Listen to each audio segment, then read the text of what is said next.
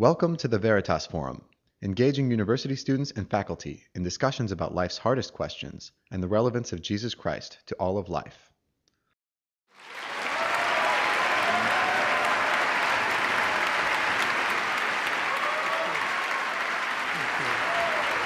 Thank you. Thank you very much.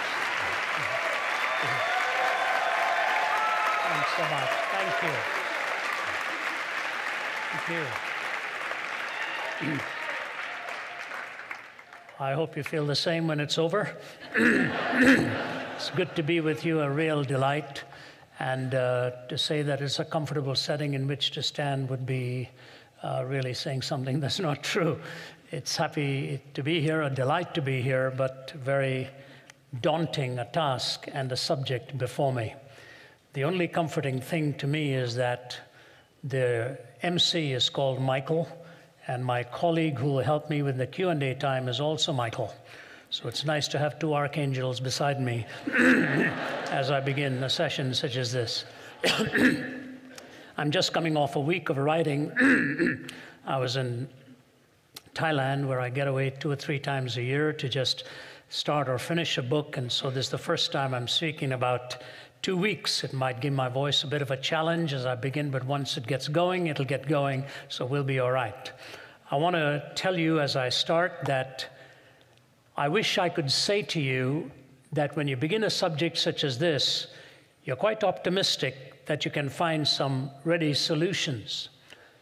I doubt that. I doubt we'll be able to agree on everything that is said, and I doubt also whether it'll change the course for some.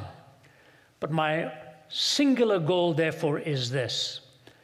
Whatever our worldview, whatever our convictions, because a conviction is different to an opinion. An opinion is something that you have a preference for in a sort of hierarchy of options, and you make your choice this way, somebody else makes a choice another way.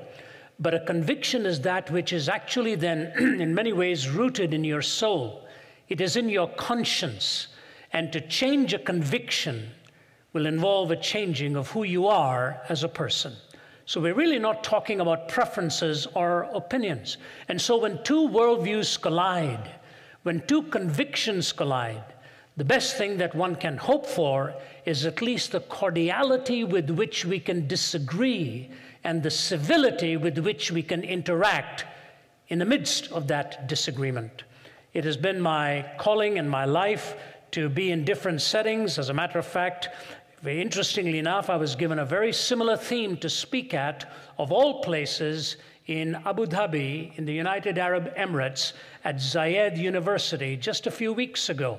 Now, the approach there I had to take was somewhat different because it's a completely different religious worldview, and the issues before them are quite significantly foreign to ours.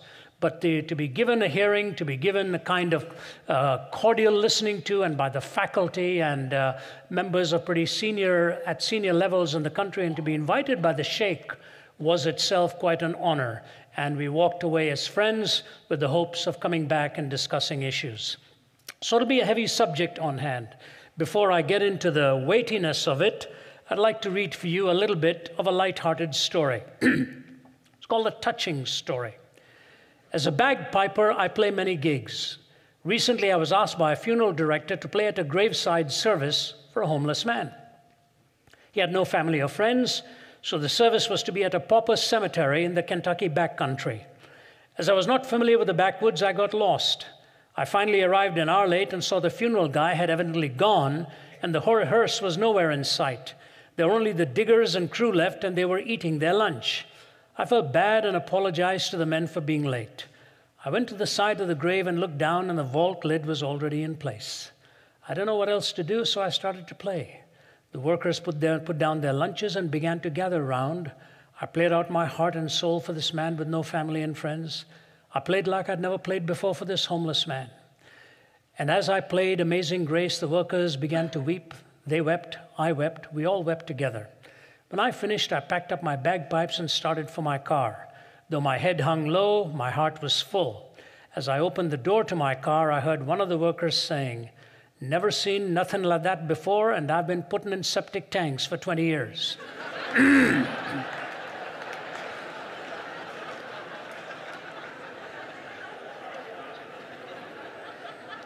Never seen nothing like that before, and I've been putting in septic tanks for 20 years. What a way to end that with amazing grace.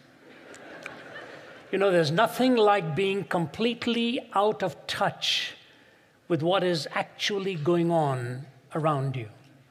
You may come away feeling rather elated or rather deeply moved or profoundly touched, only to find out you actually said nothing pertaining to what the people were there about. And it can often happen in talks such as these, or in conference especially, where ideas of truth are dealt with, that you can come away saying an awful lot and not getting to the nerve of what it is we really need to address. I hope I don't make that mistake. But my goal will be to get you thinking and to move you in the direction of trying to understand why we even are at a context like this. Why is it that we are in a setting here in the United States talking about tolerance? Maybe 15, 20 years ago, when the issues were being discussed hotly and debated, it sort of set the stage for where we were to get to in these matters. And now the divisions are rather deep. The sensitivities are right at the core, at the outer surface, and it is so easy to offend. And when you do something like that, it is never done with impunity. The cost can be very heavy when wrong things are said with a wrong motive or a wrong attitude, and especially at an academic arena such as this. So I hope I will do my best to at least get you to think in an area that I think is critical for understanding. I'm coming to this from a Christian viewpoint. I am a follower of Jesus Christ. I came to become a follower of him in my teenage years. I go back in my own background. My ancestors came from the highest caste of the Hindu priesthood. They were called the Nambudhiris from the deep south.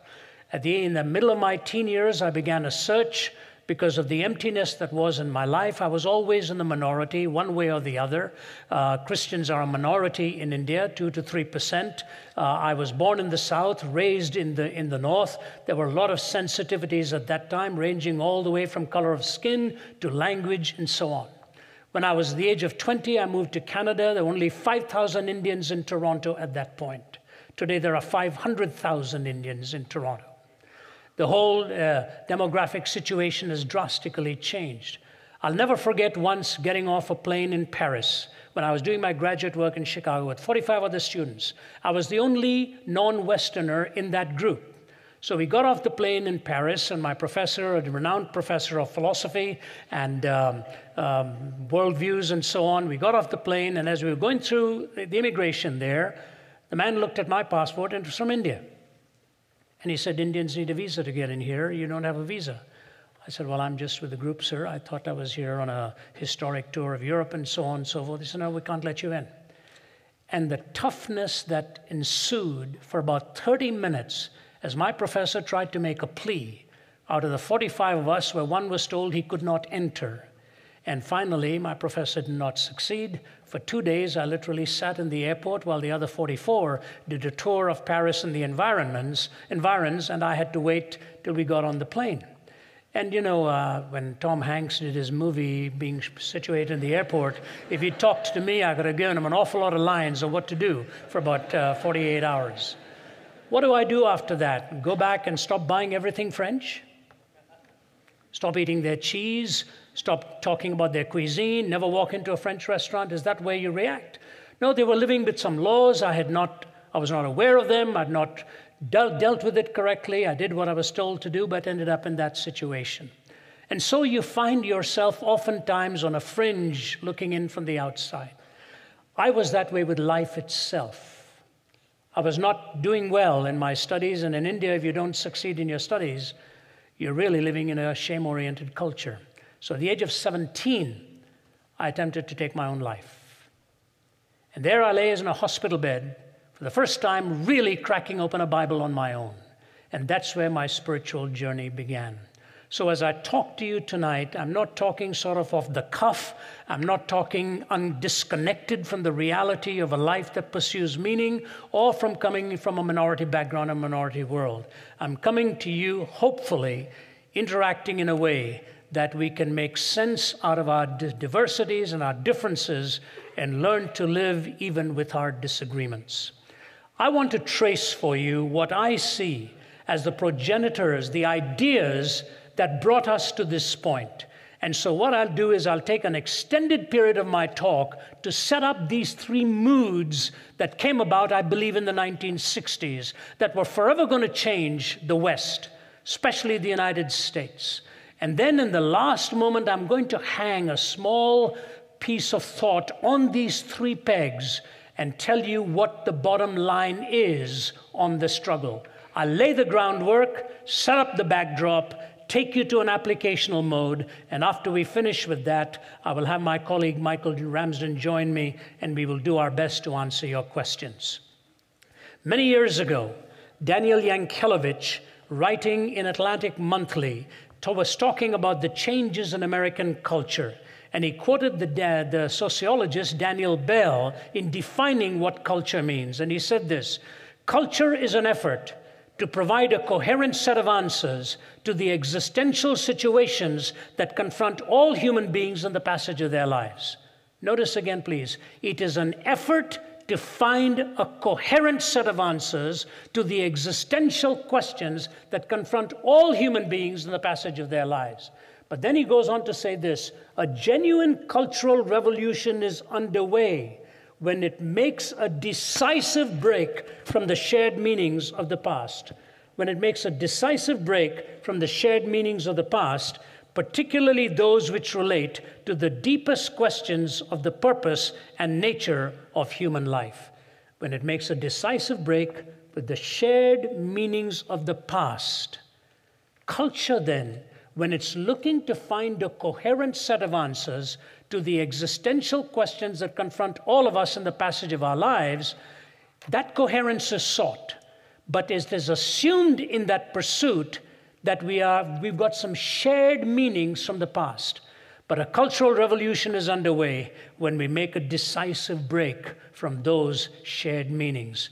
And we made that break beginning in the 1960s.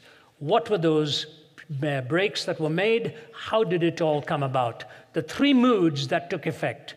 Number one was the mood called secularization. Secularization is the process by which religious ideas, institutions, and interpretations have lost their social significance. It is a process by which religious ideas, institutions, and interpretations have lost their social significance. And since I was relatively new to the West in the 60s, I remember the battles that were raging at that time. The Cultural Revolution underway. Although I was living in the city of Toronto, Canada then, I could just see all the upheavals that were taking place. The volatile issue of that time that was being discussed was really on the sanctity of life and whether the person had the right to abort a baby or not to abort a baby. But in the backdrop was this horrific thing of the Vietnam War, and the young people totally fed up with all that was going on, and the upheaval actually began. But religious ideas then were losing their social significance. How would you have witnessed that? If you'd had people on a platform discussing some social issue and you had a university president, you had a lawyer, you had a medical doctor, you had a homemaker, you had people, experts in counseling and psychology and physiology and all of that, and you put a minister in the midst of that panel, you could be sure that if it were a moral issue, the audience would have concluded that the minister was the most prejudiced of the group. That everyone else was rather objective in their worldviews and so on, that the minister came with rather an agenda and a prejudicial worldview. The problem that began then has lingered and it has gone on. And religious ideas, institutions, and interpretations in the West have been marginalized to a point, if not evicted, where they have lost their social significance. What happens when things like that take shape? I recall reading some poets and some philosophers and some journalists who were beginning to talk about the things that were underway. One of my favorite writers at that time was a man by the name of Malcolm Muggeridge, and I remember Muggeridge's very profound words when he said this: "It is difficult to resist the conclusion that 20th century man has decided to abolish himself. Tired of the struggle to be himself, he has created boredom out of his own affluence, impotence out of his own erotomania, and vulnerability out of his own strength. He himself blows the trumpet that brings the walls of his own cities crashing down, until at last, having educated himself into imbecility, having drugged and polluted himself into stupefaction, he keels over a weary, battered old brontosaurus and becomes extinct. This was Muggeridge, one time editor of Punch magazine, talking about how we had created boredom out of our own affluence, impotence out of erotomania, vulnerability out of strength, how we were blowing the trumpets to pull down our own cities, and how we were educating ourselves literally into imbecility, where we were pontificating on ideas not aware of the terrain into which we were literally headed.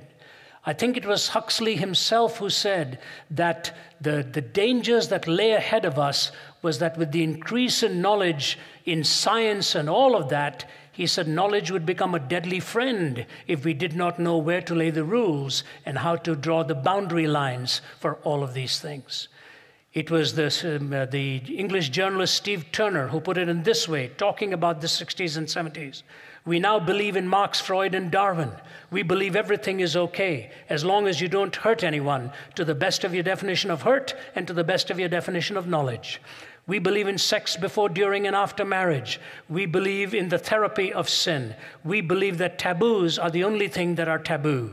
We believe that everything is getting better despite evidence to the contrary. The evidence must be investigated, and you can prove anything with evidence.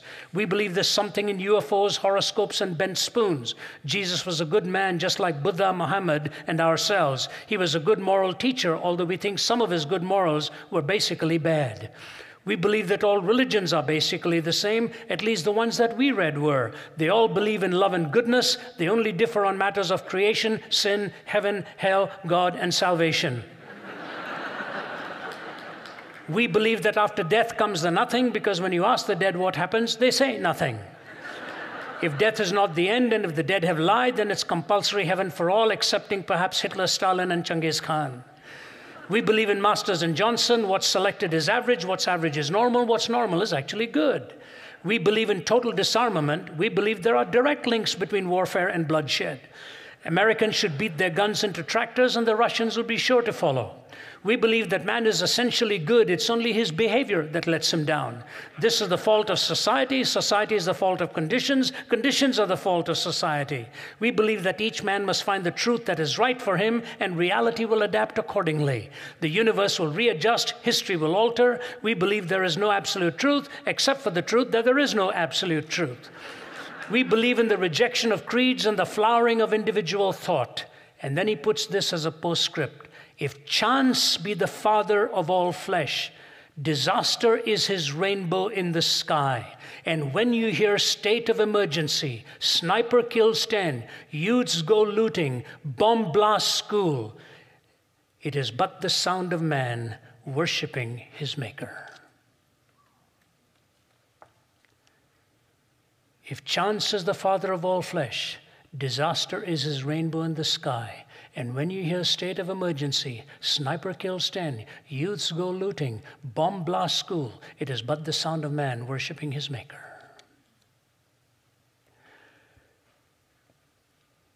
Who would have ever thought that we are living today with dangers in areas that ought to have been the safest places in our towns? I remember being invited to Virginia Tech after that tragedy, to Colorado after the tragedy there and the shooting. And the day after the shooting in Newtown, we got a call wanting to know, could we come there and help people's lives, try to be put back together.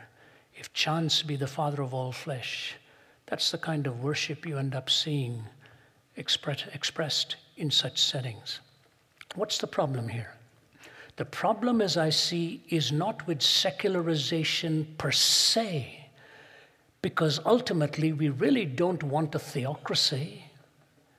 We don't want a religious authority ruling the country. History is replete with pathetic examples of what happened when power was arrogated to those who, instead of representing God, started to play God. Wherever the church became a state church, the exploitation of the masses became horrendous, and the entire French Revolution, as the lid was tightened and tightened and tightened, as Robespierre and Voltaire began to react, when the lid was blown over, so went religion at the same time, because of how they had seen it as abused, and abused so many of its people at the core. Same thing happened in Germany prior to the Reformation. But if secularization comes to mean the eviction of the sacred in the public square, where it's not given a free chance at its discourse, that's when you run into the big problem of what I call necessary definitions. C.S. Lewis, for example, leads us in a solution here, but let me move back a little bit. In the 1980s, in the city of Atlanta, Georgia, where I make my home, there was a tremendous trial going on for one of the world's leading pornographers. His name was Larry Flynt. They said his stuff was so perverse that it actually made Playboy magazine stuff look tame. But Larry Flynt had a brilliant lawyer who had one goal in mind. He had a goal of erasing distinctions in the way he questioned the witnesses. So first of all, it took them over 5 days to find the first member of the jury, because in order to be a member of the jury, Flynt's lawyer did not want you to belong to a church. If you belonged to a church, you could not qualify to be a fair juror in terms of making any judgment on pornography. They finally got that jury together. And when the witnesses were being questioned by Mr. Flynt's lawyer, he would ask them something like this: have you ever been into an art gallery? Yes, sir. Have you ever been into an art gallery where you've had to pay to get into that? Yes, sir. Have you ever been into an art gallery where you've paid to get into it, where you've seen the paintings of undisrobed people by the great masters of art? Yes, sir. Would you please now explain to the jury why you believe that to be art and my client's stuff to be pornographic? And of course, on a witness stand, what are you going to say? You're going to get into a philosophy of art discussion? No, but if you're sitting at a table one-on-one with a lawyer, I thought to myself, if he gave me a chance to talk about this, I would probably have a tough time and would try to. I'm not a philosopher of art by any stretch of imagination, but I did study moralist philosophers and their reasoning and moral theory and so on. And so I would have said something to him like this: do you remember the story of Michelangelo when he began his paintings? And he started to paint disrobed people. His teacher one day looked at him and said, "Michael, why are you doing this?" He said, "Because I want to see man as God sees man." He said, "But you're not God." And a fascinating discussion followed. Point one, worthy of discussion. But point number two, C.S. Lewis's challenge here is so immense. It is something like this. In his philosophical journey to Christ, in an allegorical form, he tells it in the book A Pilgrim's Regress. The reason he calls it regress rather than progress, and this year, by the way, is the 50th anniversary death of C.S. Lewis. He died the same day that John Kennedy was shot. I think Aldous Huxley Lewis and John Kennedy died on the same day, 22nd November 1963. So 50 years have gone by since the death of that great apologist. But in his book, A Pilgrim's Regress, he talks about allegorically how this young man called John was searching for the truth, flirted for a long time with pantheism, and he turned his back upon it, didn't know precisely why. Came to humanism and atheism and the spirit of the age. Something made him terribly uncomfortable. It was only after he found his life in Christ, he said, he took a regressive journey because he had the answers for why it was he had turned away from the other options that were given to him.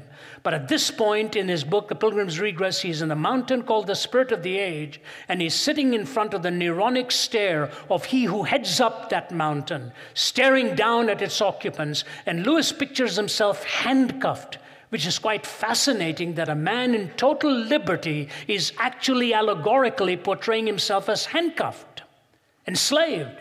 And the waiter comes representing the Spirit of the Age and serves him his breakfast, and he takes a drink of the milk and comments on how nourishing, nutritious it is. And when he finishes commenting on that, the waiter says, "You just call it nutritious, nourishing milk. All it is the secretion of a cow, isn't it? Like urine, milk. One is a secretion, is another a secretion." John says, "I didn't know how to respond to this kind of nonsense that was coming, but I just let go." And he said, "Then I made the mistake of commenting on the nutritiousness of the eggs." He said, "Then you should have heard the analogy, and I won't repeat it for you." But as those analogies were drawn and Lewis is sort of now squirming, having taken those eggs into his system and the milk into his system, and the waiter goes away, and then he says this, reason came riding on a horse and rescued me and said, you lie because you don't know the difference between what nature's meant for nourishment and what nature has meant for garbage. You don't know the difference between what nature's meant for nourishment and what nature has meant for refuse. You see, the man or the woman in front of the lens of a camera, whose body is being used purely to try to titillate the imagination or the fanciful thoughts of a man or woman in front of you there, in order to provoke just the baser instincts and ultimately leave you unsatisfied and insatiable, because what they are pandering to you is not a person. What they are enslaving you to is a feeling that no one person can ultimately satisfy. They are creating you in a hunger. The imagination is assaulted to the degree that no one human being has the capacity to fulfill this kind of a longing. And somebody in front of that camera ought to say, sir, don't do this to me. But ladies and gentlemen, here I think is the tragedy when secularism with a capital S has evicted everything that is sacred and made a free-for-all grab for sensation and feeling alone. It will ultimately eradicate a sense of shame within a culture. Shame is a desperately needed sensation when things are wrong deep within you. Do you know psychiatrists are dealing with the possibility of a medication for post-traumatic stress disorder for those who come back from the battlefield, to give them this morning after pill to help them to erase all the memory of all the trauma they went through? One of their greatest challenges, what if a rapist decides to take it the morning after a rape? What happens to the medication then to dispense it to somebody who can consider commit criminal acts and yet at the same time want to eradicate the entire memory? Ladies and gentlemen, I want to tell you, you show me a man or a woman or a culture without shame, and I will show you monstrosity in its making. I met a young man in Malaysia who had just escaped from Saddam Hussein's army. He had lunch with my wife and myself. He told me he was taught to do two things in Saddam's army. Number one, to build false passports, and number two, to kill without feelings. He said, I've become an animal. I have become an animal. How to kill without feelings. Secularization can ultimately eradicate shame. Secondly, the idea of pluralization. Pluralization is also a good thing. We must have a plurality of sounds, languages, cuisines, options, and ideas. Somebody told me of a Korean who has a fast food outlet selling kosher tacos here in Los Angeles. You talk about a born capitalist. He knows exactly what he's doing. When I arrived in Canada, there was only one Indian restaurant in Toronto, and that was a fake. When I sat down there, I said, this boy's either never been there or he thinks we've never been there. This is not Indian food. People often ask me why Indians die young, and I say because God needs the chefs for the marriage supper of the Lamb, so he's taking the Indians up first. You know, a mouthful of Indian food is the closest thing to ecstasy you will ever find. And so I go in there. I love the pluralistic society. I'm a product of a pluralistic culture. If Canada hadn't opened its doors to me and my family, there would never have been the possibilities that we have now enjoyed. Pluralization, defined ideologically, is where there's a competing number of worldviews available to its members and no one worldview is dominant. The important thing to know is that if that is the case, and it ought to be the case, it is very legitimate, but at the same time, if pluralism or pluralization is extrapolated to mean relativism, then we are on a deadly course again. I don't often tell this anymore. In the early days I did, so if it's familiar to some of you, you'll have to forgive me for it. But years ago when I was first starting out, I was in California, not far from here, and I was speaking at an open forum, presenting various ideas. And one professor from one of the nearby universities came up to me at the end of a talk with a packed auditorium. And he said to me, "So you're presenting a defense of Christianity?" I said, "Yeah." He said, "I'd like you to give a talk one night this week on why you are not a Hindu." So an American gentleman. I said, "Why do you want me to do that?" He said, "Because I've become a Hindu." I said, "So you want me to talk to you in front of the whole auditorium on why I'm not a Hindu?" He said, "No, I'll bring my whole class and we'll take you on." He was baiting me. I didn't bite. So I said, "You know, sir, I don't like to do things like that." I tried to cheer him up a bit. I said, "When you throw mud at others, not only do you lose a lot of ground, you're bound to get your hands dirty as well." He didn't think that was very funny. So he just looked at me and said, "Are you going to do it or not?" I said, "I tell you what, I'll make a deal with you. On the final night, I'm presenting my total defense of why I believe Jesus Christ is who he claimed to be. You bring your students and they can tear me apart then." It's all right, have it your way, I'll bring them. So he brought them and he sat, and I had to avoid looking in his direction because his body language is totally distracting me from my subject on hand. And at the end of it, he came up to me and he said to me, he said, "You know what?" He said, "You don't understand Hinduism." I said, "I don't?" He said, "No." He said, "No, you don't." He said, "If you understood it, you would never have said the things that you did about the kind of logic they use and this and that and all of that."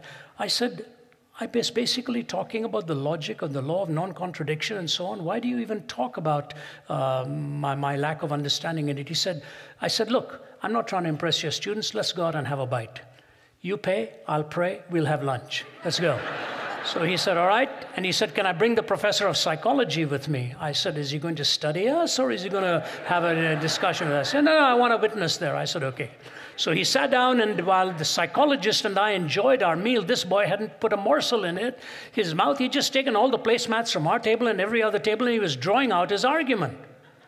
He was the professor of philosophy at the institution, fine American gentleman, and then he was drawing out this basic idea. He said, "Mr. Zacharias," he said, "there are two types of logic." Actually, that is wrong. There are many more, but you don't stop a person that soon. He said, there are two types of logic. He said, there is the either-or logic.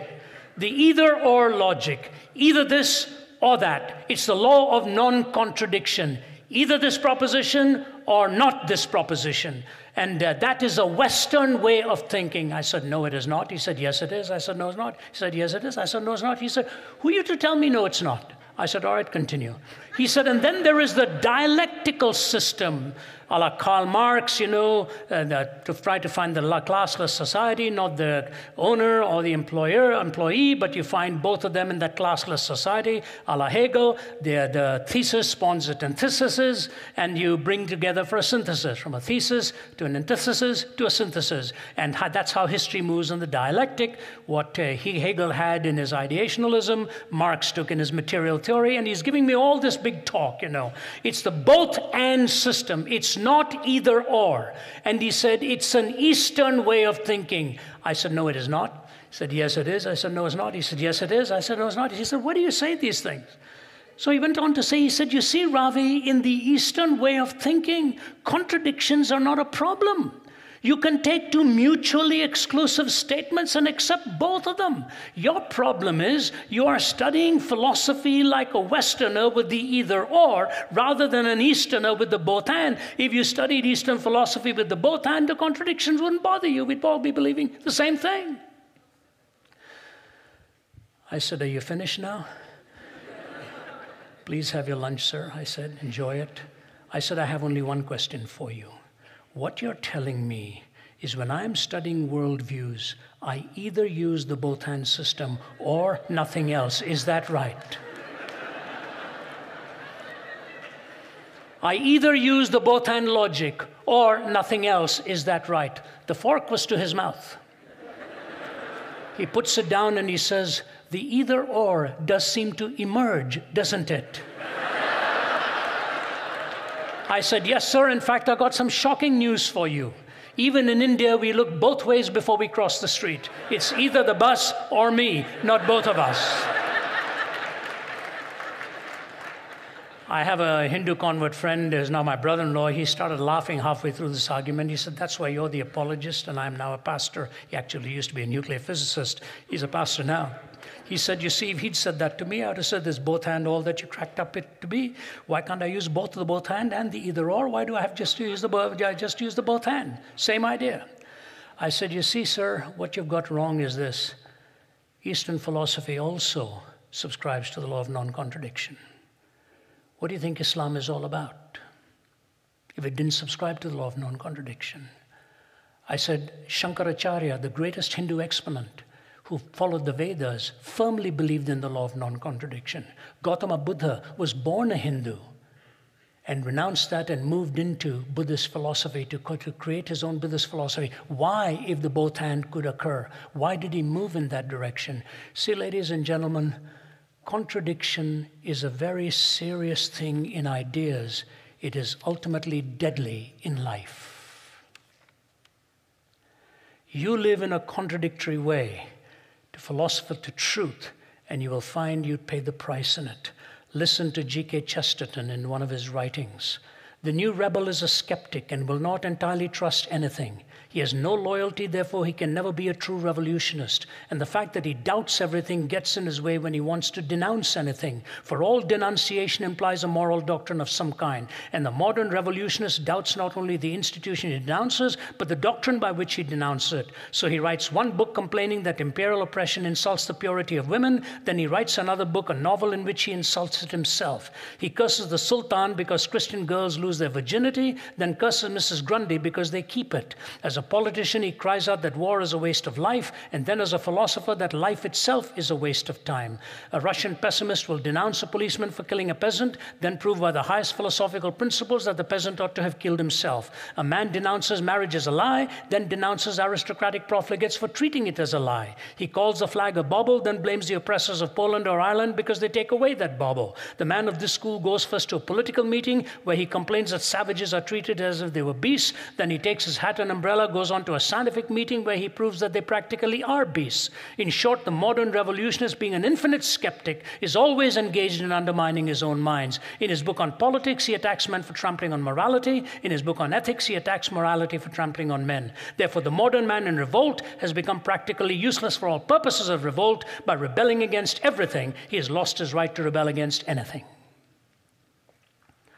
This contradictory way of thinking, you see, in secularism, if it leads to a society without shame, society cannot survive. In pluralization, if you abandon the law of non-contradiction, you ultimately lose your way in reason. Loss of shame, loss of reason, secularization and pluralization, which brings me to the third, privatization. And by the way, my work in Cambridge University was in the Romantic poets. I love poetry. I love to see how the poets oftentimes grapple with reality much more than those who do merely as philosophers or in prose. I had a wonderful time yesterday with your great Professor Lowenstein, and we were talking his love for literature and law, of course, and my love for literature and philosophy. We had a great conversation talking about the poets and the great writers in literature and so on. But I remember the rock group in the 70s, I think, King Crimson rock group, they wrote one something like this: Cat's Foot, Iron Claw, neurosurgeons scream for more, from paranoia's poison door, 21st century schizoid man. Blood rack, barbed wire, politicians, funeral pyre, innocents raped with napalm fire, 21st century schizoid man. Death seed, blind man's greed, poets starving, children bleed, nothing he's got, he really needs, 21st century schizoid man. Take a note now. The walls on which the prophets wrote is cracking at the seams. Upon the instruments of death, the sunlight brightly gleams. Will no one lay the laurel wreath as silence drowns the screams?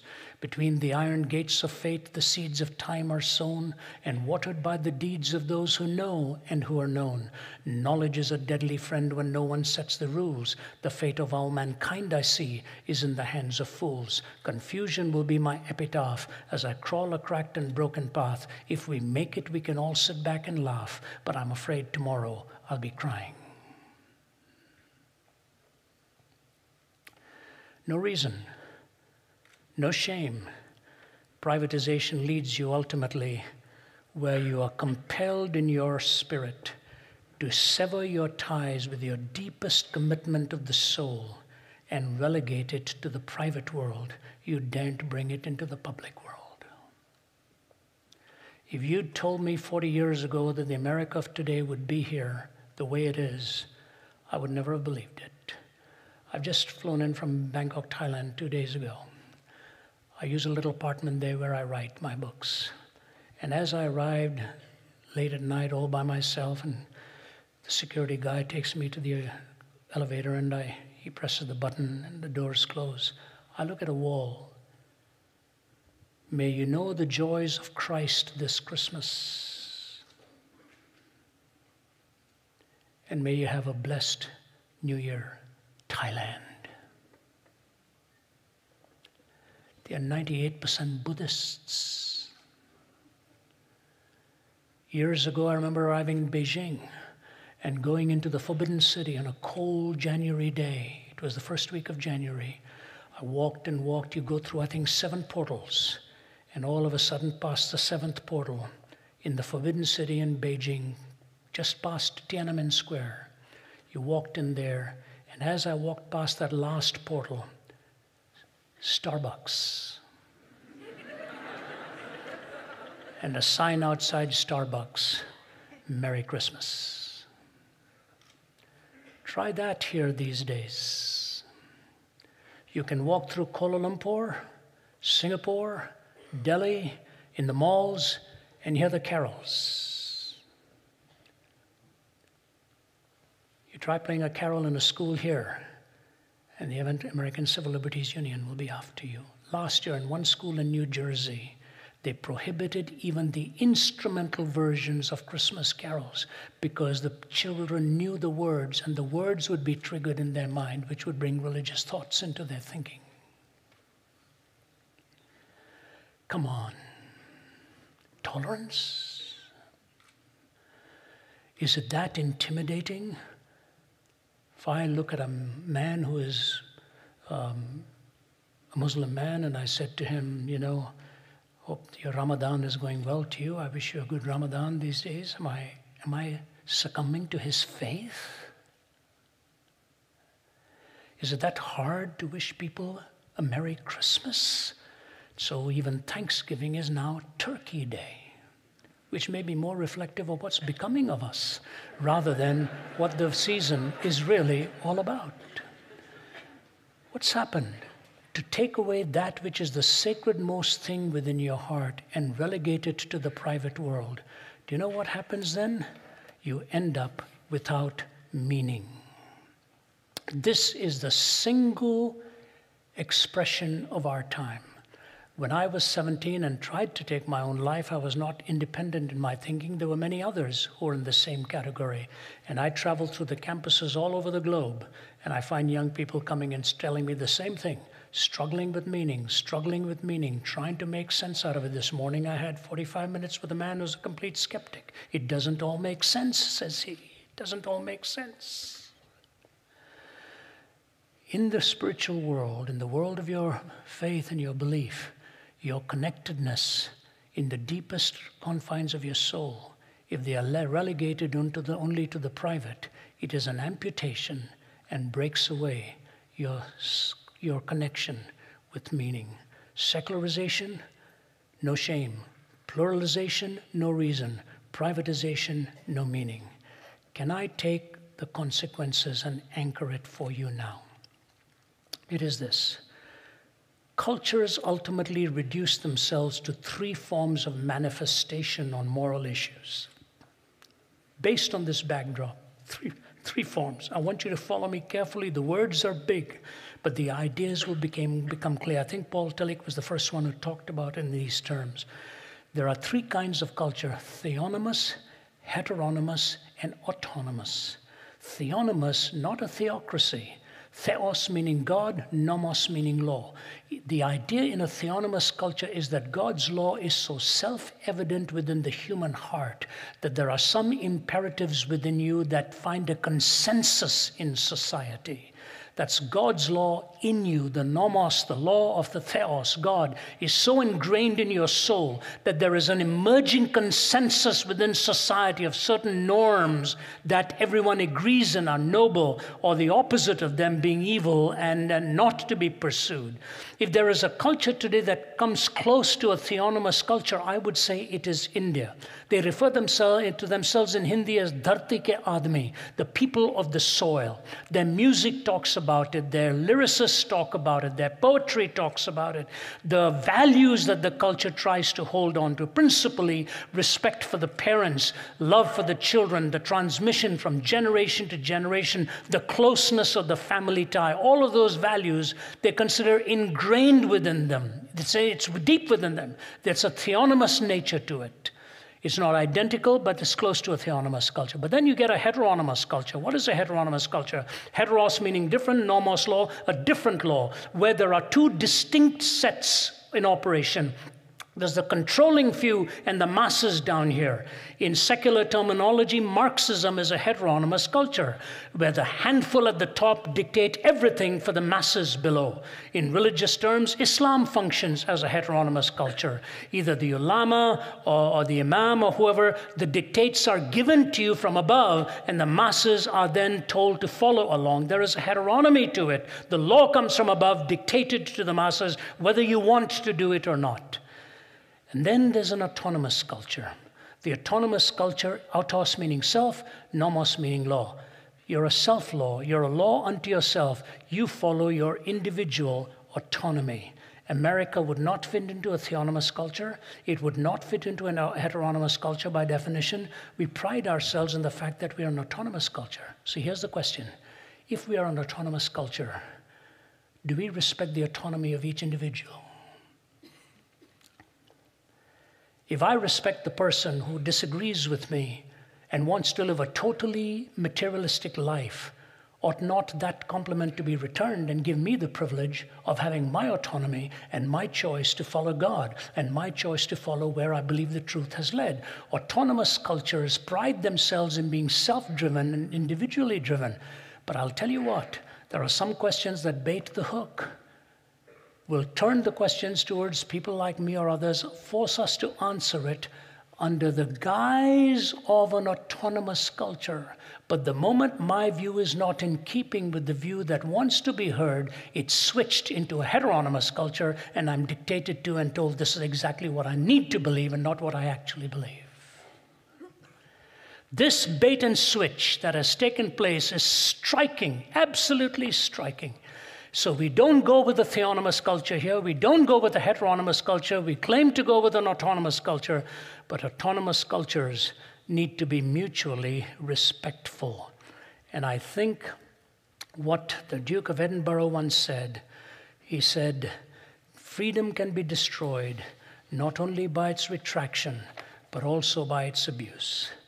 And so I'll leave you with two thoughts. In the first one, I'll do a little bit of a voice play here, not in any way to be unkind, but because it was so beautiful and so sweet, so sweetly done. In the 1980s, when the Cold War was still on, my wife, a couple colleagues, and I were invited to go to Russia. So we're in Moscow. Quite a cold day, foggy day, and we went in. My host said, "Would you like to have lunch?" I said, "Sure." So we had lunch, and things were pretty sparse then. Everything was a different consistency of mayonnaise. Mayonnaise bound this, mayonnaise bound that. Mayonnaise may just make you feel full. But you know, people were struggling. You looked at the empty shelves and you said, what are we to mock that? So the waitress was a lovely Russian gal, bilingual, and she spoke in a sweet voice, and we finished our lunch, and then she leaned over very nicely and said, "Would you like to have some dessert?" So my host said, "Well, things have changed. We can also have dessert." I said, "Oh, that'll be lovely. What do you have?" She said, "Ice cream." We said, "What else?" "Ice cream." We said, "Oh, okay. Yeah, we'd like to have some ice cream. What flavor would you like?" We said, "What flavor do you have?" "Vanilla." We said, "Any other flavor?" "No, vanilla." So the man on the left said, "Would you like to have vanilla ice cream for dessert?" I said, "Yes, we would." He said, you know the genius? She actually walked away from here thinking she gave you a choice of desserts. That's what this game of tolerance can become. We're actually given the idea that we have a choice. Is it true? It ought to be true. And that's why Os Guinness is right. He thinks civility is a better word than tolerance, where you may learn to accept what another person believes, but you don't have to celebrate it, and in civil manner, you disagree. A cartoon I saw years ago with Dennis the Menace sitting in front of his lemonade stand. Sign, all you can drink for 10 cents. So a little guy stops and puts up his 10 cents, and Dennis the Menace takes the glass and pours a wee little bit into his glass and gives it to him. In the next frame of the cartoon, he's looking bewildered, saying, what? You know, in the third frame of the cartoon, Dennis is saying, I says it's all you can drink for 10 cents. That's who says it's all you can drink for 10 cents. Is that what tolerance is becoming? We tell you what it all means. That's who tells you what it all really means. I hope not. Daniel Yankeliewicz's article ended by the survey of many American couples, and he ended by saying the stakes are high. If you feel it is imperative to fill all your needs, and if these needs are contradictory or in conflict with those of others or simply unfillable, then frustration inevitably follows. To Abby and to Mark as well, self-fulfillment means having a career, having a career and marriage and children and sexual freedom and autonomy and being liberal and having money and choosing nonconformity and insisting on social justice and enjoying city life and country living and simplicity and graciousness and reading and good friends and on and on. But the individual is not truly fulfilled by becoming ever more autonomous.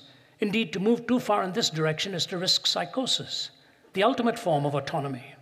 The injunction that to find oneself, one must lose oneself, contains the truth any seeker of self-fulfillment needs to grasp. The injunction that to find oneself, one must lose oneself, contains the truth any seeker of self-fulfillment needs to grasp. I could have saved him millions of dollars of research if he'd read the Gospel of John.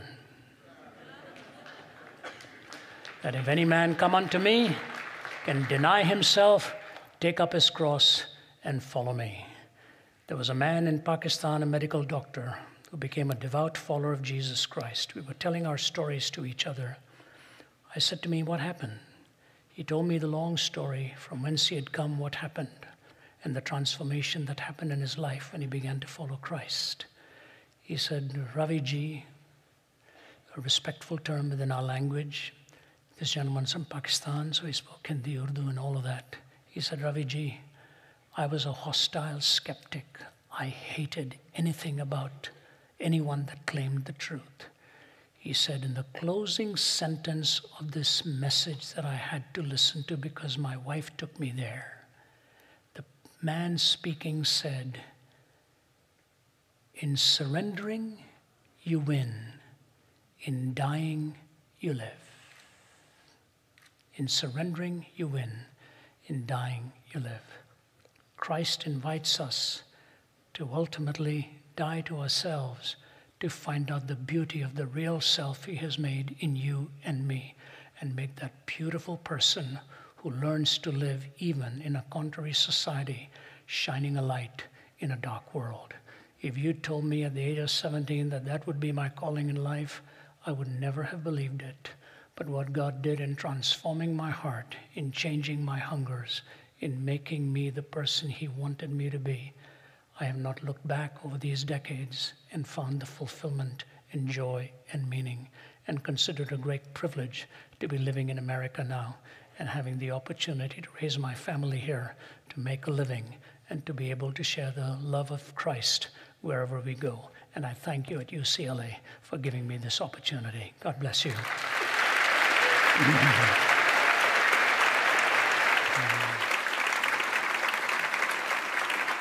At this time, Dr. Zacharias, would you like to introduce Dr. Ramsden? It's a real honor for me to have Michael Ramsden come all the way from Oxford. He just landed about 1:30 this afternoon. Michael is a professor there and my colleague at work. He heads up work all across Europe. When I first met him, he was in his early 20s. He remained in his early 20s for many years after that because we never quite knew when the years were changing. Michael is one of the most gifted communicators in the world today. I mean that. He's a man with immense intellect, an extraordinary sense of humor, married to his wife Anne with 4 beautiful children. And Michael has his family in Oxford and travels the globe with me, hither and yon. And as he travels, he's speaking at many times to the European Parliament, many times to the House of Lords members and so on. He did his PhD work at the University of Sheffield in international monetary law and actually lectured in philosophy at Sheffield for some time too. Our friendship goes back over many, many years now, and we've been working together for about 15 to 16 years. And I just wanted Michael to come and join us. That gives me a break in the Q&A time. We will alternate these. You will enjoy listening to him. Actually, he should have been doing the speaking, and I should have come afterwards. He's better looking than I am, not for long, but he will be like that for some time. Come on in, Michael. Yeah.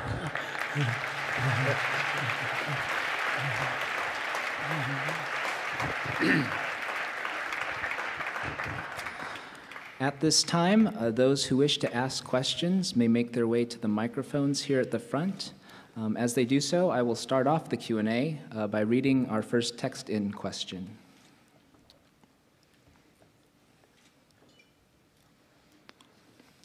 This question is for Dr. Zacharias. Why did you try to end your life at 17? What about Christ made you want to live on? Can I do it from here? The microphone's on right here, right? Okay. I told the story in my book, Walking from East to West. It was one of the most difficult books I ever wrote because I wrote it as really my own personal journey. My dad, highly placed individual in the government of India and the Home Ministry, very successful. He was a tough man, tough-tempered, tough in every sense of the term. Extremely disciplined to have gotten to where he did. He'd done his work in industrial relations at the University of Nottingham, came back quite highly placed and influential. And out of us 5 brothers and sisters, I was the most underperforming individual. I never made it through anything. I lived for 2 things. I lived for the cricket field. I lived for the tennis court. I wanted to play cricket. I dreamed about cricket, I drooled about cricket, I imagined cricket, and now here am I all these years, having left India 4 decades ago, I still dream about cricket. I enjoy the game so much. It's a beautiful game, really a beautiful game. With the result, I concentrated very little on my studies. My life could be described as punctuated failure. That's what it was, punctuated failure. And in my book, I tell the story one day of taking the most severe thrashing from my dad. It's the way they knew how to do it. It was the time and culture in which they felt this is how they change you. I'm not blaming him. I'm just telling you it's the way it was. If my mother hadn't intervened, I think some bones would have been broken. The results would have been very costly. I was a very slender kid, small kid, and my dad really took it out on me that day. And the more I pondered this, I thought to myself, why? What's all this about anyway? You know, if you don't like the way you feel, why do you want to keep on feeling? And if I could describe it in one sentence, I really didn't want to feel anymore. Because what I felt, I didn't like. And I took from the science labs some poisons and tried to end it all. Very, very nearly succeeded. I mentioned the fact that in India this happens quite often. My closest friend had doused himself with kerosene and burned himself to death because he had not succeeded in the exam. We live with that tension. Things are slightly changed, but the most suicide-rich time of the year is when the results are out at universities. When I came to know Christ, I wanted to put life together. There are 4 questions in life for all of us: origin, meaning, morality, and destiny.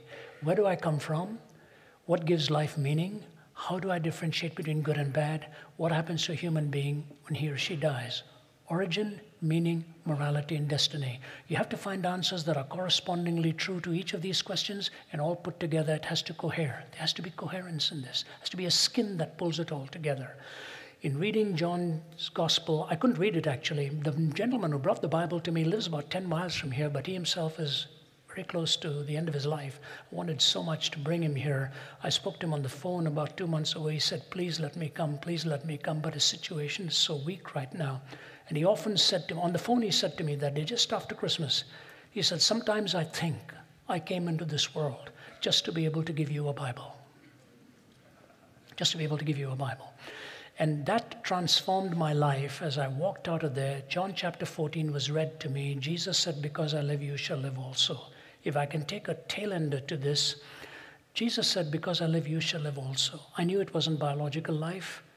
I trusted in him with the little prayer that I prayed and walked out of there and followed up with it with men and women who could teach me the scriptures, and life changed. One by one, the rest of the family, including my father, mother, all became followers of Christ. Even though we'd come from a priestly background, we'd lost the message of Christ somewhere along the way. When my mother died in her 50s, my dad asked me if I would preach at her funeral in Toronto. And I struggled with it. Then he said at the graveside, he said, son, what would you want to put on her gravestone? I said, add the verse that she first read to me without even knowing what it meant. So he put John 14:19. Jesus said, because I live, you shall live also. That was in 1974. In the 1990s, my wife and I, my wife's from Canada, went into Delhi. She said, can I see your grandmother's grave? You talk so much about remembering as a little boy going to that funeral. I said, honey, I don't know if you can find it. I tracked it down, went to the only Christian cemetery in Delhi, went to the registrar, found the register, tracked it down, found out I was only 9 years old in the mid-50s when she'd passed away. Walked over to the plot, there was nothing visible. I hired a gardener with a shovel. I said, I'll be happy to pay you, please dig this soil and find the stone. So he's digging and digging and digging, and all of a sudden he strikes a stone. So he's gently moving it away, pouring water, moving it away, pouring water. And all of a sudden the words begin to emerge. The name of my grandmother, the date of her birth, date of her death, and then these words. Jesus said, because I live, you shall live also, John 14:19. The verse that brought me to him, that's on my mother's grave, was originally put on my grandmother's grave about something about which none of us as a family actually knew. The threads all came together. When Jesus came into my life, he didn't change what I did, merely he changed what I want to do. And I must tell you, because my father, if he were here, would tell me, he passed away, he said, tell him this truth too. I left from the bottom of the class to the top of the class after I came to know Christ and never left the top. Prior to that, my father used to say, center forward in football and fullback in studies. He never said that afterwards, so that's part of the story, yeah.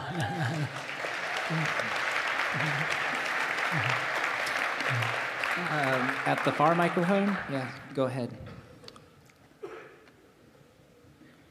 Is this thing on? Oh, there we go. All right. Thank you very much for being here. I'm a longtime listener, big fan of both of your work. Ravi, your ministry, thank you very much. Back to the topic of intolerance, I wonder if you care to discuss intolerance on the personal level versus intolerance on like the institutional level, because it seems that intolerance on the personal level, it's like, oh, okay, you know, I can walk away and I won't see that person again, and that's that. But when it gets into the institutions, whatever that may be, whether it's, you know, the local Rotary Club or the government or anything like that, you know, quite a hierarchy. Just wonder if you care to discuss that a little bit. I was going to ask Michael to say something on that, but I'll save something tougher for him. Yes, and I think, and Michael, please feel free to pitch in here. My response would be fairly brief on that. I have found no better way than to sit down with the people, institutions. Evil does not run through the heart of institutions, it runs through the heart of people, men and women. It doesn't go through states or governments or organizations, it runs through the heart of every man and every woman. If I find somehow that there is something dishonorable here, I'll sit down and talk to the individual. Go and see the powers that be. The best you can do is voice and say, look, this is what's happening. I don't think this is right. I don't think this is fair. If the reverse were done, I don't think you would tolerate it very much either. So I ask you, sir or ma'am, would you please consider looking into this subject and changing the reality for us who feel victimized by an institutional pattern here, and I'll be most grateful to you. Thank you for just giving me these few minutes of talking to you.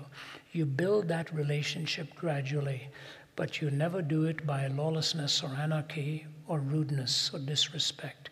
You do it by drawing the best instincts out of people. And I have found some of the toughest of them change just by a period of relationship. Whenever I go into and stay in any hotel where I go to a place, I'll always go and ask to meet the manager. I'll go and meet the front desk person. I'll go and meet the maitre d', introduce myself. I say I'm here for the week. I look forward to enjoying this hotel and so on. And you know what? Through the middle of the week, they'll come to you and ask you if there's anything they can do, anything they can serve you in. It works that way even in institutions. Befriend the powers that be, and you'll be surprised how some of them will open up and say, even though this is not what I would like to do, my respect for you, I will do it. This gets more serious in academic subjects, theses, dissertations. You can find yourself being marked out because you're not sharing the ideas that one wants to share. You just have to be wise how you move in this and endure the tedious journey, and you do it in an honorable way. In the end, you will find truth will win out. Thank you.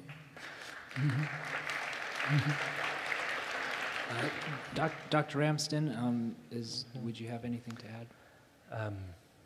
I mean, I may have been interpreting your question slightly differently, but when it comes to tolerance at an institutional level, I think, I know certainly in Europe, we've got ourselves in a little bit of a confusion here. I got a letter from the British Home Office, which is it used to be called the Home Office, which deals with justice. Part of its things in the British political system, it looks after the police force, it looks after the law courts.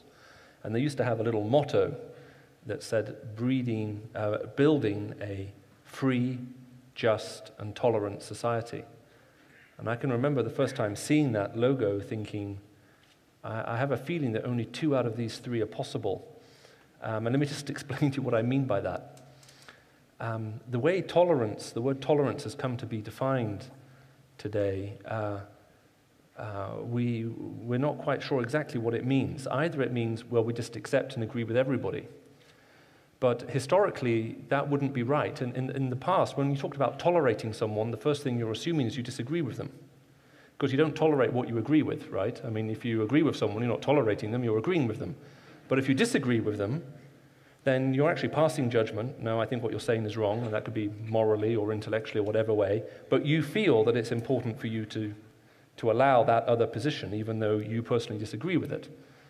But when you talk about justice, and justice being upheld and enforced in a society, you're not normally asking for tolerance to be exercised. So in a rape case that's argued before a judge, for a judge to rule at the end of the rape case, well, we caught the guy and he's definitely guilty, but, you know, we just have to tolerate these kinds of things. They just happen. And we've had laws against rape for hundreds of years and we've never eradicated it, so we just have to learn to deal with it. At that point, we have it would seem to me a contradiction potentially there, which I think most people would instantly react against. The other problem we also have with tolerance is most of us think of it positively today. Tolerance is a good thing, even though most of us actually define it negatively. So, I mean, I'm only in LA just for a very short time. So I arrive this afternoon, I leave tomorrow morning, and then I'm going to Cairo, which will probably be my last speaking engagement this year. And so just imagine you hear that I'm just briefly in town, and you come to me and say, Michael, you're only in LA just for a few hours and would like to extend some hospitality to you. Let me take you to the very best restaurant here in LA. And obviously for that kind of invitation, I'd extend my sleeping hours beyond. It's now 5 a.m. in England. I mean, I'll be happy to actually we can have breakfast together. And I accept your kind invitation. And the next morning, you hear me talking to a friend of yours. You're standing behind me, I can't see you. And your friend says to me, I hear someone took you out to LA's nicest restaurant last night. Did you enjoy meeting them? And I say, yeah, they were tolerable. If you heard that, would you be happy? They say, did you enjoy the food? And I say, I could tolerate it. It's very interesting. We talk about tolerance, but I know very few people in this world who want to be tolerated, but I know a lot of people who want to be respected. But here's the key thing, because I said the idea of tolerance, freedom, and justice, maybe only two of those are possible. I'm not sure, in that sense, our common acceptance of the definition of tolerance today is even compatible with freedom. In the sense that if that is the way we're now going to take tolerance, we just simply accept what anyone says, we need to understand, therefore, that's also the end of all free society and all free discussion. Because you cannot tolerate someone and disagree with them. Because at the point of disagreement, if it just does mean acceptance, you're no longer tolerating them. But you can respect someone and disagree with them. And since the means by which we find to be able to disagree with one another over certain issues becomes foundational to all civilized society, I'm wondering whether at times, rather than having huge debates about what tolerance is or isn't, we should begin to ask what actually does it mean to treat other people with respect. Because I desperately want to live in a society where we learn to respect one another as individuals, even though we may disagree at certain at the level of ideas. There you go, I'm going to sleep now.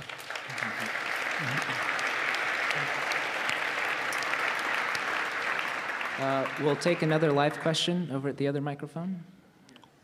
Sorry about that. This question is for both speakers.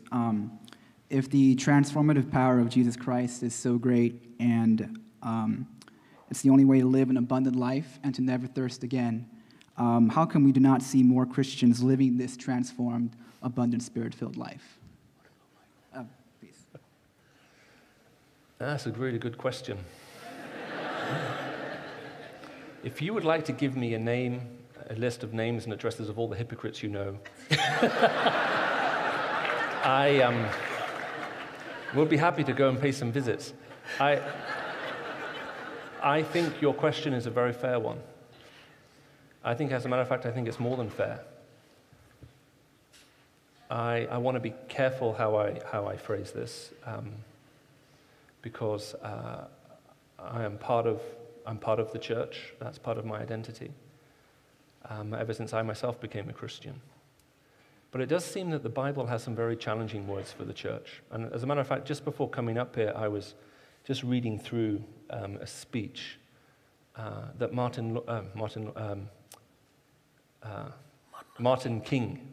Dr. Martin Luther King gave. Is that right? That's right. And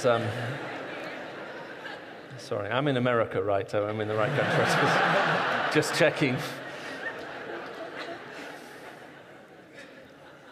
And when he was put in prison, he very famously wrote a letter from prison, which is a very impressive letter to read, his letter from Birmingham jail. All the more impressive when you remember he wrote that letter from memory. And I always knew he was a political activist, and I knew various things about him. I had no idea how well read he was. And you can always tell something about someone when they're writing a letter and they're making reference both to philosophy and to law and to theology. And he does it so well.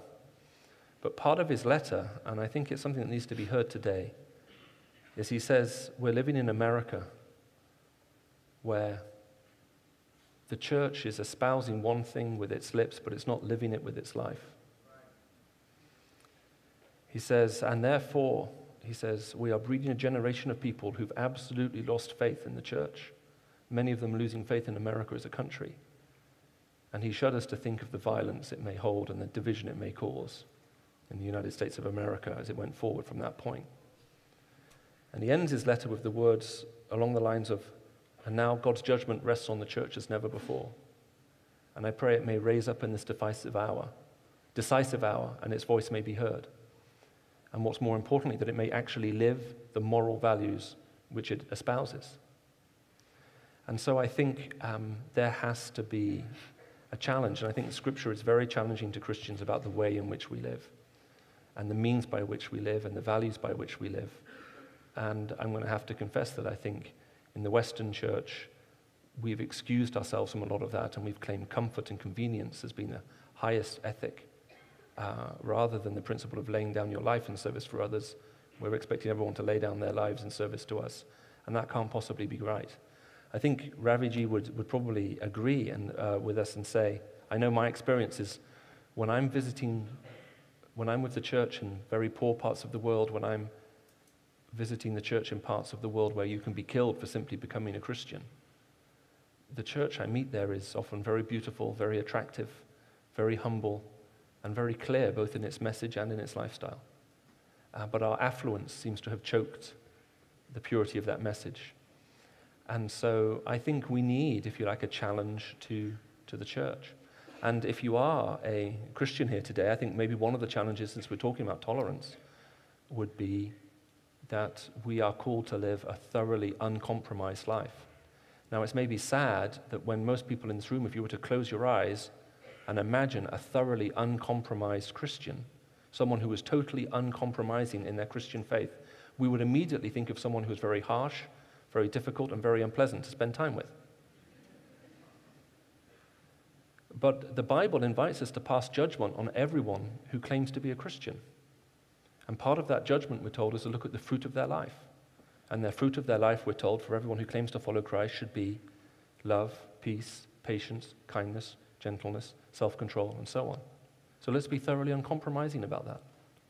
Let's just make sure that in no area of our life are we compromised in such that our lives are sending a message that will be inconsistent with the fruit that we're told to bear as Christians. So I think we may need to fall in love all over again with what it actually means to be a Christian, if you indeed are. And if you're not a Christian, if you've been put off by Christians, please don't reject the possibility of genuine life change and what it genuinely means to follow him, because you've encountered a few fakes. And it seems, especially in America, there's a lot of money to be made by faking it. Indeed, one friend I know who was training for the ministry said here, people will give a lot of money to authenticity, and if you can fake that, you've got it made. And maybe we just need to be maybe a little bit more, I think we do need to be more challenging with ourselves and also as members of the church, with the church, to say, does this look like Jesus said it should look like?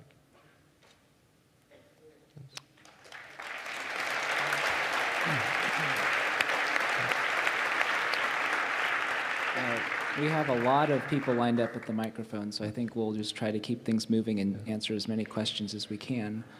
Over at the other microphone. Great. Well, I'd first like to thank both of you. I came here today on a whim, and I'm certainly glad I did. So this question is focusing on Dr. Zacharias' talk today, but you're both certainly welcome to answer. As I understand it, and I hope that this hasn't been too reductionist of me, you've noticed three main trends, those focusing on secularism, pluralism, and privatization. And the one that I find particularly interesting is the role between secularism and a loss of shame in society and the implications that could have. Where I guess I see the most tenuous link is the possibility of totally secular societies or a faithless society still having a shame culture, still having a moral basis from some other foundation of moral understanding. I'd just like to hear from both of you what role you think faith has, what role the church has in maintaining morality, and if there is the possibility for that still like moral reasoning in the absence of faith. Again, it's a great question. The most important word, I think, that we need to bear in mind is that the word sacred ought to define what morality means. Because Jesus Christ really did not come into this world to make bad people good. He came into this world to make dead people live. Moral rectitude and moral uprightness can be held by many, but if a person in themselves think, I'm morally so good that I really don't need God, it's the most seductive form of morality, which ultimately leads you into some kind of arrogance or self-aggrandizement. I remember yesterday, Professor Lowenstein and I, when we were in conversation, he made the comment that humility is the characteristic he sees so lacking in our society right now. And when you're humble before God, you recognize the need to be transformed. You recognize the need that you cannot pull yourself on. You're up by your own moral bootstraps. Every major religion of the world, I want you to hear me clearly now. Every major religion of the world is a works religion. Hinduism, Buddhism, Islam, Sikhism, Baha'ism, Jainism, all of them. You can take every one of them, it has to do with works. In Islam, your entrance into paradise is dictated by your good deeds outweighing your bad deeds. In Hinduism, every birth is a rebirth, and it's on the basis of karma, all that went on before.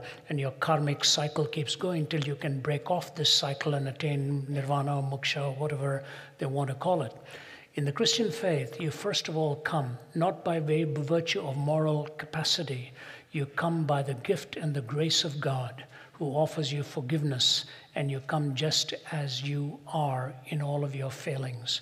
When the prodigal son comes home in that tremendous parable, it is so counterintuitive within Eastern culture. This boy took the father's money, spent it at a whim, plundered his life, did everything wrong, and he's gone. And now he decides he's going to come home. In Eastern culture, the father would never go out. He's been wronged. He would have to wait till the son came and literally threw himself at his feet and begged for mercy. But in the way Jesus tells the story, the Eastern father would have immediately sort of perked up his ears. The father leaves the porch, leaves the home, runs towards the son, and embraces him and receives him. This my son was lost, is found, was dead, is alive. So morality is good living, is the fruit of your conversion and your commitment to Christ. It is not the means of your attaining salvation and attaining rightness in the sight of God. So what are the 10 Commandments all about? They were all about the fact that life is sacred, your word is sacred, your marriage is sacred, your time is sacred, your giving is sacred. And in the sanctity of life, these expressions come. But the 10 Commandments came after the Exodus. Redemption precedes righteousness. It is never the other way around. So God takes a life, puts that life back together, and gives you the fruit of what Michael was talking about. What does the church have to do here? I think the church has to teach us that that inner transformation is desperately needed. Let me say this very carefully. Listen to me carefully now. Malcolm Muggeridge said, "The depravity of man is at once the most empirically verifiable fact at the same time that it is the most intellectually resisted." The depravity of man is the most empirically verifiable fact at the same time it's most intellectually resisted. If a man is stealing nuts and bolts from a railway track, says D.L. Moody, and you send him to university, at the end of his education, he will steal the whole railway track. Some of the biggest crimes that have been committed against humanity sometimes have been committed by high officers and high success stories. Depravity is here. Transformation, redemption, righteousness, and worship. That's the sequence. Morality alone will never get any one of us anywhere. It may make for some kind of existence, but it doesn't deal with the root of the problem, which is the rebellious heart that needs to be corrected and the heart that needs to humble itself before God. That's my word to you.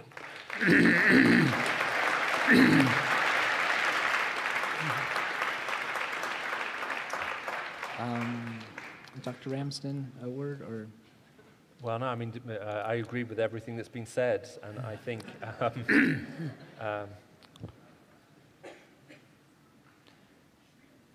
when morality is used, especially in a legislative manner to enforce conformity, we've often missed the point.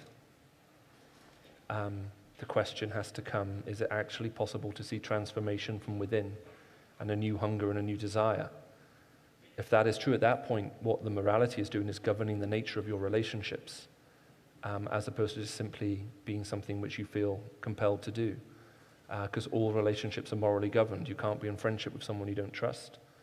And the friends are those who you feel are committed to you, and you understand that commitment to you in moral terms, in terms of their faithfulness and their goodness to you and all of those kinds of things. And so we need to bring some of that back, I think, into the vocabulary, as Dr. Zacharias has been saying. Great. We'll take another text-in question at this time. This question is for both Dr. Zacharias and Dr. Ramsden. What do you say to those who cannot believe in God because suffering exists and cannot believe that a good God would allow suffering? I would say that's a very good question. Well, maybe just a couple of things, because that's the kind of question that actually demands a very long answer. It might be the case for some people that when suffering comes, it's not simply the case that it may drive them away from God per se. It may simply be a catalyst that reveals to them what they actually thought about God in the first place. So if you find yourself caught up in suffering, you may, for some people, they'll find themselves driven into the arms of God because they believe he's there and he cares, and to others to walk away from the idea of God because they believe either he isn't there or he doesn't care. And so sometimes suffering simply acts as that catalyst.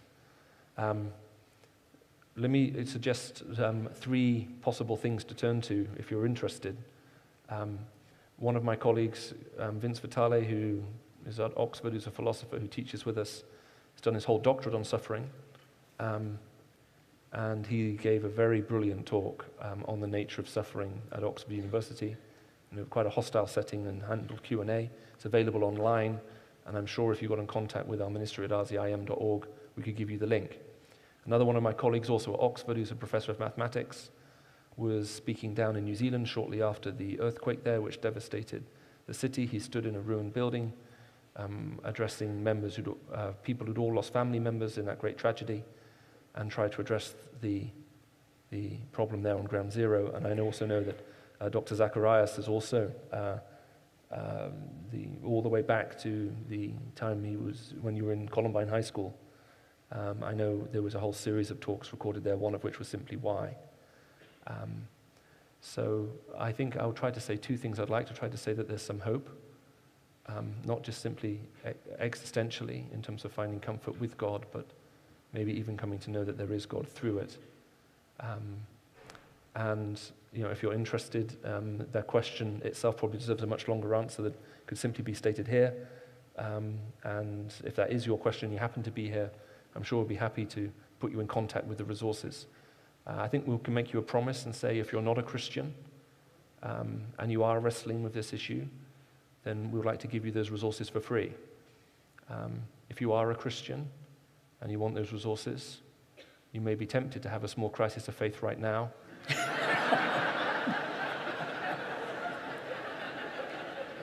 And claim those resources for free, and to you, we'd just like to remind you there will be a day of judgment and accountability. So those aren't for you. Well, Michael, I'll take 2 quick stabs at that. Michael was an answer to prayer for long suffering for many, many years, yeah. We travel together and he keeps us all entertained. His wife has only 2 words all the time while we travel. It's, "Oh, Michael, oh, Michael." And there he comes one after another. There's 2 sides to that question. Let me just defang it philosophically and then move quickly to the application. And Vince and I are in the process of writing a book together on this. He's just sent me an outline. So that's what I was doing actually last week, Bangkok Take, doing my 3-chapter share of that. Philosophically, it's often, of course, put in tandem with evil. Suffering, evil. Suffering, evil. Why does God even allow evil? And I've often responded that it's very critical to understand the nature of the question. Because when we say there's evil, we assume there's good. When we say there's good, we assume there's a moral law on the basis of which to differentiate between good and evil. When we assume a moral law, we assume a moral lawgiver. Because without the moral lawgiver, there's no moral law. Without the moral law, there's no good. Without good, there's no evil. The question actually ends up hoisting itself on its own petard, as it were. It doesn't know how to defend itself. But here's the killer point of that argument. Somebody may say, why do you need a moral lawgiver to have a moral law? And the answer is very clear in this. Every question raised about evil and suffering is either raised by a person or about a person, which means personal worth is essential to the question. Intrinsic worth is essential to the question. And in a naturalistic framework, you cannot have intrinsic worth. You've got extrinsic worth. It's conveyed to you. You're just a radar blip on the radar screen of time. You just happen to be here. But if you're a person created in the image of God with intrinsic worth, then the question indeed is reflective of the value that you give to personhood. So 2 things, the reality of good and the intrinsic worth of a person are essential to the question. If the question is to be taken seriously, those 2 assumptions need to be made, which the Christian makes. But the 2 points of application I want to make is this. You know, I've lived with serious back problems. That's why it's easier for me to stand also, not just keep seated. With 2 metal rods in my back and 8 screws bolting me down from L3 to S1 from a back injury that I suffered. I've had perfect health in every other way. 40 years of travel, I've never had an upset stomach in 40 years in 70 different countries. No issues of any kind. Those things don't bother me. Yeah, I was raised on the streets of Delhi. My mother said he ate everything, and nothing ever, ever bothered him. There was a kind of place where if you went to eat and you spit in the sink afterwards, somebody would tell you, if you went to a distinguished restaurant and did that, what would they tell you? You would tell them, I did go there, and they told me if I wanted to do that, to come here. So this is the kind of food we ended up eating in those kind of settings. Now, what I want to say is this. Through pain, through enduring pain for 27 years, constant pain for 27 years, with 3 herniated discs and stenosis, pain going down your leg, you can easily say, Lord, you've called me to travel. You've called me to do this. Why did you give me a body such as this? I have learned what Annie Johnston Flint said, who lived with cancer, blindness, arthritis of the rheumatoid kind, and she was orphaned. He giveth more grace when the burdens grow greater. He sendeth more strength when the labors increase. To added affliction he addeth his mercy. To multiplied trials his multiplied peace. When we have exhausted our store of endurance, when our strength has failed ere the day is half done, when we reach the end of our hoarded resources, our Father's full giving has only begun. His love has no limit, his grace has no measure, his power has no boundaries known unto men. For out of his infinite riches in Jesus he giveth and giveth and giveth again. God sustains you. God empowers you. God enables you, and you draw closer through many of those times of agony. And the one thought I leave with you is this. There's a young gal in Georgia by the name of Ashlyn Blocker. She was featured in a Google picture this last week, and I think Katie Couric is interviewing the parents again. When the baby was born, the mother realized something was wrong because the baby didn't cry. The doctors never diagnosed anything. Everything was fine, till they found out she had CIPA, congenital insensitivity to pain with anhidrosis. She doesn't feel any pain. No pain whatsoever. She could step on a nail, she could put a hand on a burner and not know that her hand is being burned. The mother ended her last interview, the last time I saw when the little gal was only about 10 or 12. She said, every night I go to bed saying, God, please give my little girl the ability to feel pain. In our finite world, if pain is an indicator of something that is wrong and gets us to seek the reality of finding help, is it impossible in the infinite mind of God to use the agency of pain through which to draw us and to bring us to the ultimate corrective? The greatest pain is ultimately that of the soul and the separation from God. So he is able to sustain you both in the physical and emotional struggles and in the deepest pain of all, that spiritual alienation. I'll leave that with you.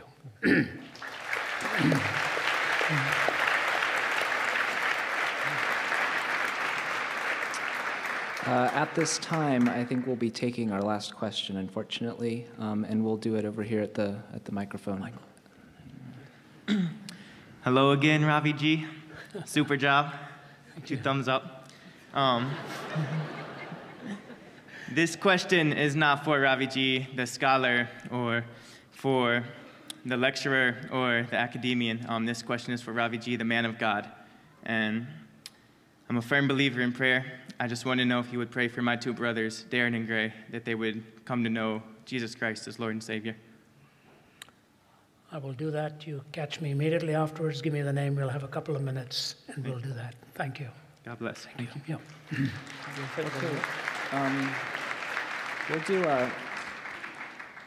We'll do one more. I think we have. Go ahead. Don't worry, I'll keep this brief. Well, I really respect what you're doing, but I just, coming here out of a whim, I was just curious, you speak of tolerance and, respectful discourse, and I really want to believe in that, but I was just curious as to your opinion on, having what we could say as a respectful discourse as far as, like, LGBT rights and stuff like that, where it seems like a certain ideology would be have a strong conviction on that, and I want to know what would be a good way for to get a good, respectful conversation going for more progress in that regard?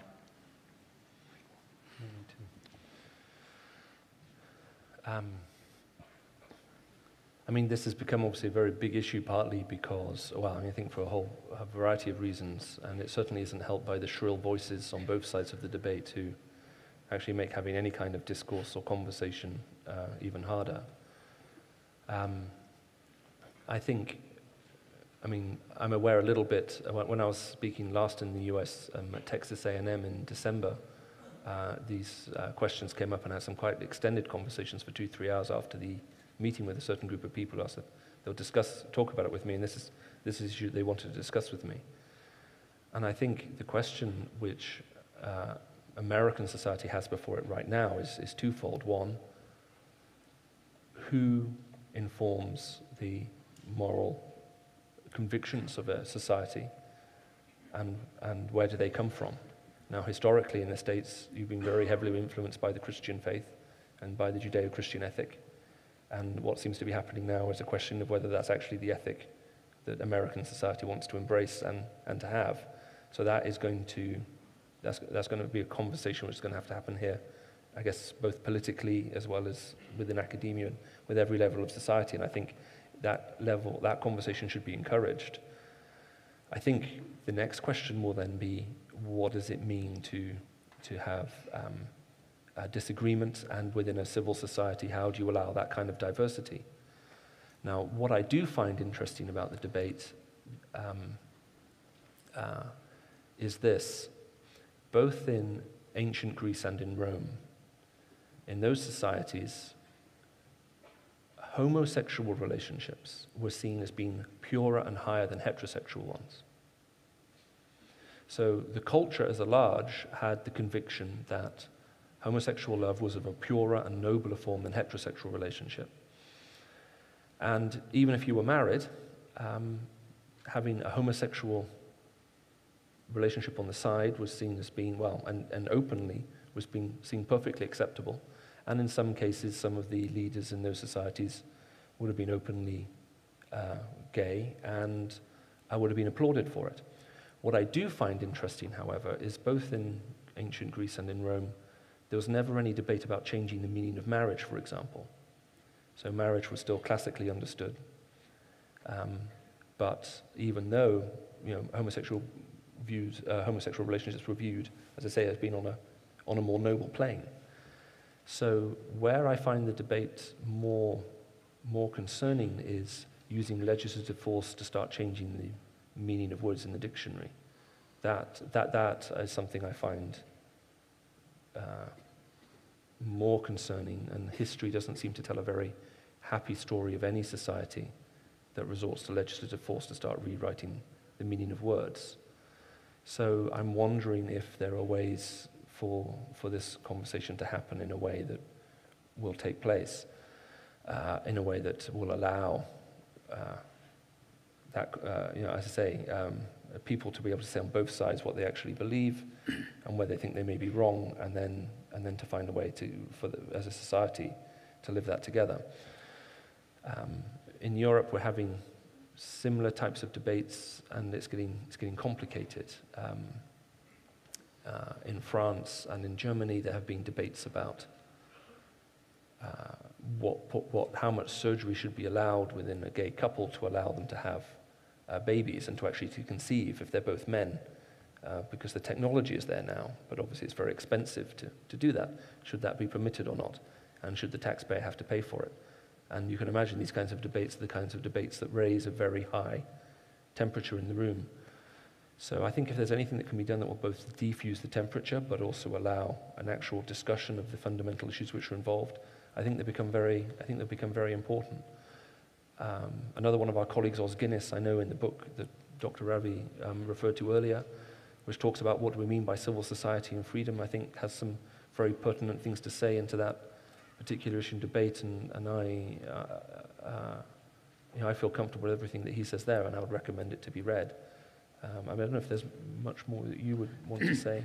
I'd like to answer that, and Michael, if I may make a closing statement at that time and then turn it back to you. I want to thank you for that question, and I know in an audience like this, there'll be many, many diverse views, suddenly polarizing views on it. And so if you're here tonight of a different view and you hold to that firmly, I want to thank you for coming. I want to thank you for giving us a hearing, because it must take a lot of every ounce of your own strength to be seated there listening to maybe a worldview that you're not comfortable with, because it may challenge some of your own worldview or however you want to live your life out. I make a plea in a couple of directions along with what Michael. You know, our team is based in about 10 countries, and we cover a lot of territory here with politicians, with business people, with academics. And politicians are beside themselves. They really have no answers. One of the political leaders in Africa put his arm in mine after I'd finished addressing the presidents there. He said, our cumulative wisdom is unable to meet the daunting challenges of our time. Our cumulative wisdom is unable to meet the daunting challenges of our time. But I want to say this, what we saw on the fiscal cliff is minor compared to what we would see in an amoral cliff. If we ever get to the top there, it'll be the devastation of so much. We go in many hostile settings, many inimical settings. I go in places where I've literally had to have armed guards who are there in case anything happens. I've always made a plea in the following way. The Christian view of marriage that Michael and I would hold is very different to the Islamic view of marriage. In the Quran, polygamy is provided for and allowed for.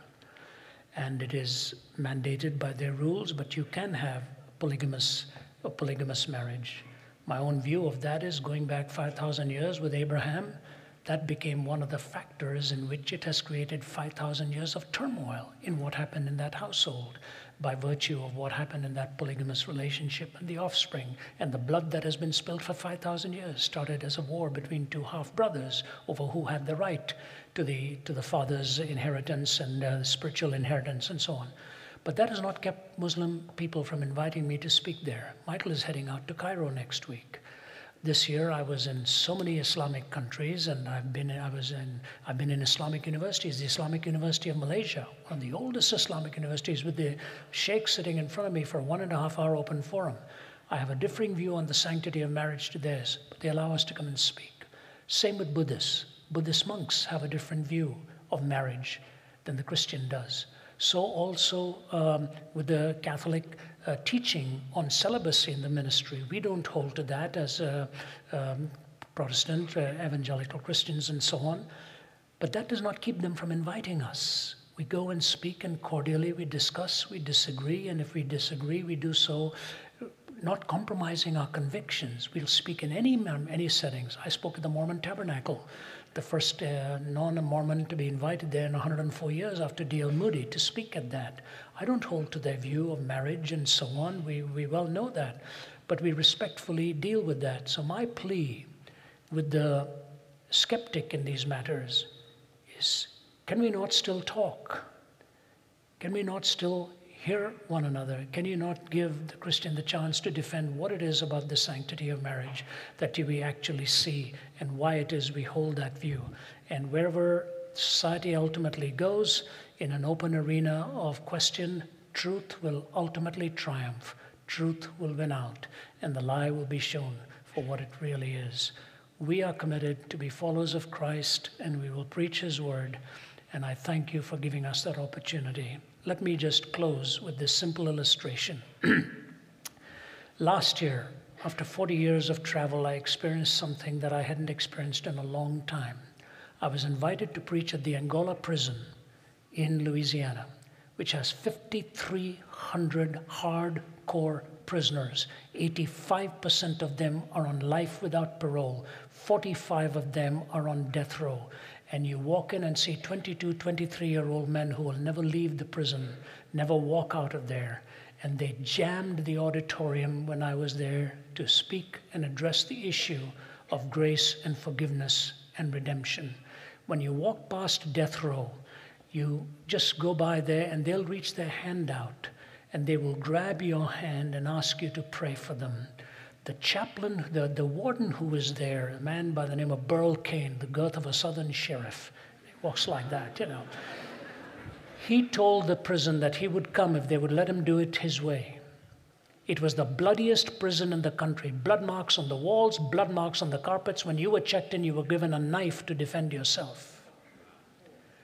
Today, it's the safest prison in the United States after a few years of Burl Cain being there. Bible verses all over the wall, all over the wall. And just before these guys go into the anteroom for their last meal, before they go to the execution, I'll never be the same after seeing that execution chamber. I could not handle it. When they tell you the stories of what happens, they just walk away from it. But I'll never forget sitting at that table, thinking what must go through the mind of a man as he's about to go to the execution table.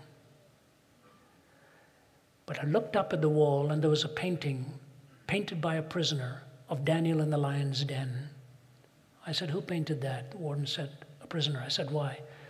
He said, "He painted it telling the man about to be executed, you could still be rescued. Don't give up." And then I said, "What if it doesn't happen?" He said, "Look at that wall. Elijah with his chariots of fire taking the person to be with his Creator." And so the artist who was in prison said, if you're not rescued this way, you will be rescued that way. In every cell is a Bible. And the chaplain and somebody said, if we had more of these in our schools and our colleges, we'd need less of these in our prisons. The transformation of these minds and the men. When I left there, I got into the plane and we were silent, the five of us, silent. We just saw how tragic life can be, but what redemption can actually do, the transformation of a life. And that, only God is big enough to do that. And I pray if you've never come that way to Him, you'll give Him a chance in your life. And if you're an honest skeptic, keep hungering. For the Bible says, you shall search for me and find me when you shall search for me with all your heart. I hope we have the privilege of coming back here again. My thanks to everybody in the Veritas Forum for organizing and putting this together.